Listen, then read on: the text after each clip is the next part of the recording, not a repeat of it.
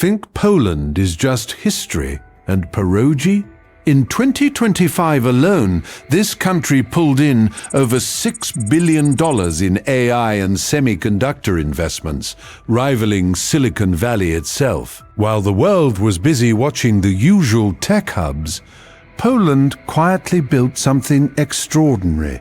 5 cities now hosting hundreds of thousands of developers, massive global companies, and innovation that's rewriting Europe's tech map. This isn't some distant future prediction. It's happening right now. And you're about to see exactly why Poland became the underrated powerhouse nobody saw coming. Let's start where most people don't expect.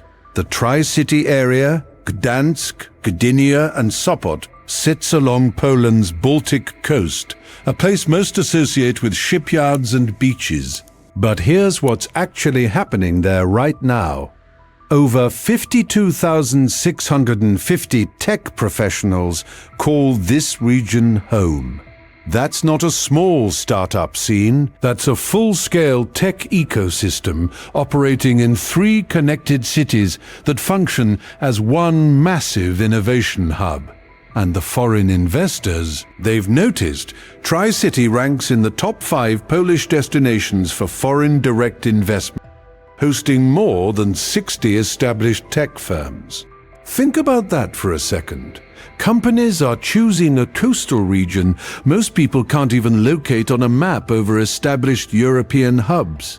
One investor who relocated operations there put it simply: the Baltic IT services sector is rising fast, and the talent density makes expansion almost effortless.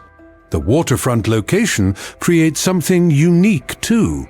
You've got the maritime heritage blending with modern tech campuses, creating an environment that attracts both experienced professionals looking for quality of life and younger talent seeking opportunity. The infrastructure is there. Co-working spaces, innovation labs, university partnerships feeding a constant pipeline of fresh graduates. But here's the thing about Tri-City. It's just the entry point. If a region this relatively unknown can sustain over 50,000 tech workers and attract major foreign investment, what does that tell you about Poland's overall tech capacity? The answer gets more impressive as you move inland. Because while Tri-City proves Poland's tech growth reaches beyond obvious locations, the real strategic depth shows up in places making billion-dollar bets on the future. Poznań doesn't look like a global AI powerhouse on paper. It's Poland's 5th largest city, known more for its medieval town square than cutting-edge technology. But in 2025, the European Union made a decision that changed everything. They selected Poznań as the site for one of only 6 EU AI factories across the entire continent. 6. And Poland secured one of them. The investment? $143 million channeled directly into the Poznań supercomputing and networking center. Now, you might be thinking that's just another government initiative that sounds impressive but doesn't actually move the needle. Except this isn't theoretical. This is operational supercomputing infrastructure designed to accelerate AI research and development at a continental scale.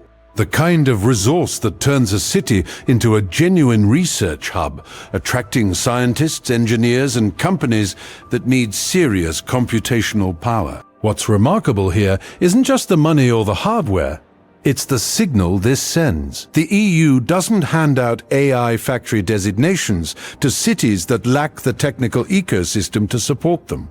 Poznań earned this through years of building university partnerships, training programs, and technology infrastructure that most Western cities would envy.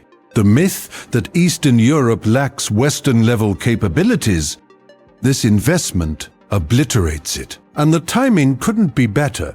As AI becomes the defining technology of the next decade, Poland positioned itself at the table early, not as a secondary player providing cheap labor, but as a legitimate research center capable of contributing to Europe's AI sovereignty strategy.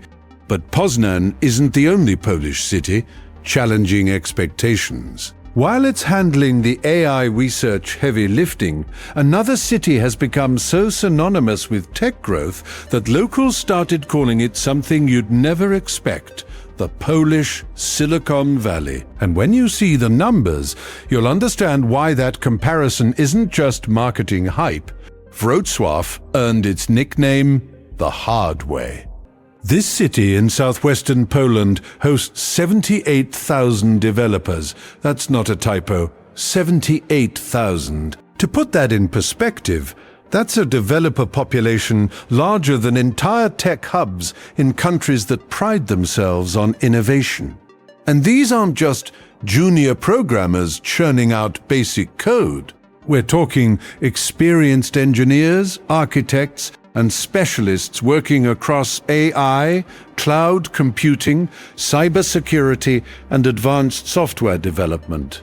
The startup blink global rankings. Wrocław sits in second place within Poland, just behind Warsaw. That means in a country already punching above its weight class in tech, Wrocław is the clear runner-up, hosting an ecosystem mature enough to compete with established European hubs. At the center of this growth sits Wrocławski Park Technologiczny, a technology park hosting over 200 companies focused on research and development, medtech, engineering, advanced manufacturing, the kind of work that requires deep technical expertise and serious infrastructure support. One entrepreneur operating within the park's ecosystem captured it perfectly. The density of talent here makes collaboration natural, and the government incentives make scaling affordable. Here's what makes Wrocław different from typical tech hubs. It's not trying to be Silicon Valley, it's building something adapted to Central Europe's strengths, lower operational costs without sacrificing talent quality. Strong university partnerships feeding a constant graduate pipeline. Geographic proximity to major Western European markets without the Western European price tags. Companies can establish R&D centers here, access world-class developers, and operate at cost structures that make their finance teams ecstatic. And yet, as impressive as Wrocław's developer army is, it's still not the city with the deepest tech ecosystem value in Poland. That distinction belongs to a place where medieval architecture literally shares streets with hyperscale tech campuses, a fusion so unexpected it demands explanation. Kraków presents a paradox that shouldn't work, but does. On one hand, you've got a city where 14 million tourists annually visit to see Gothic churches, Renaissance courtyards, and a town square that's been standing since 1257. On the other hand, you've got a tech ecosystem valued at 9.1 billion euros, hosting over 100,000 tech specialists and attracting some of the biggest names in global technology: IBM, Ericsson, Nokia, EPAM, Motorola Solutions. These aren't small satellite offices. These are substantial operations employing thousands of highly skilled engineers. One UK startup founder who relocated to Kraków specifically cited the talent density, the concentration of app development expertise, particularly around major employers like Motorola Solutions, creates an environment where hiring experienced professionals becomes almost routine. That's the mark of a mature ecosystem, not an emerging one. The Kraków Technology Park sits at the center of this growth, providing tax incentives and infrastructure support for over 300 businesses. It's a public-private partnership designed to accelerate exactly what's happening: rapid expansion in software development, IT services, and tech-enabled industries. The result? 7 accelerators, 364 startups, and a reputation for delivering results that's attracted multinational corporations looking for reliable tech partners. But here's what separates Kraków from other cities trying to build tech hubs. The talent pool didn't appear overnight through some government program. Kraków has AGAG University of Science and Technology and Jagiellonian University, institutions producing thousands of engineering graduates annually for decades. The ecosystem grew organically because the foundations were already there. Global companies recognized this and invested, which attracted more talent, which enabled more growth. A self-reinforcing cycle that's now operating at scale. And if Kraków, a city where tourists outnumber locals 10 to 1 during peak season, can build a 9.1 billion euro tech ecosystem, imagine what Poland's capital has achieved. Because Warsaw isn't just participating in Poland's tech transformation, it's defining it. Warsaw doesn't compete with other Polish cities. It operates on a different tier entirely. 156,000 tech specialists work in Warsaw. That's 24% of Poland's entire national tech workforce concentrated in a single metropolitan area. But the raw numbers only tell part of the story. FDI Intelligence, the global authority on foreign direct investment, ranked Warsaw as the fourth major European city of the future for 2023/24, specifically citing its tech startup scene as a primary driver. 3,000 startups, 300 co-working spaces, 130 venture capital firms. This isn't a hopeful ecosystem trying to gain momentum. This is a fully operational tech capital, attracting the kind of attention that changes investment patterns. Google operates here. Goldman Sachs operates here. These companies don't establish major operations in secondary markets. They go where the talent, infrastructure, and business environment justify massive, long-term commitments. And the investments keep accelerating. Microsoft announced a 2.8 billion Polish zloty expansion, roughly $704 million, for AI, cloud, and cybersecurity infrastructure, set to complete by June 2026. The data center market in Warsaw alone is projected to hit 500 megawatts by 2030, growing at a 20% compound annual growth rate. That's the kind of infrastructure build-out that signals permanent transformation, not temporary trend. But let's zoom out for a second. Poland as a whole now produces 100,000 IT graduates every year. 100,000. That's not just feeding domestic growth. That's creating a talent surplus that multinational corporations are competing to access. Hiring Polish engineering teams costs 40% less than equivalent US-based teams, and we're not talking about sacrificing quality.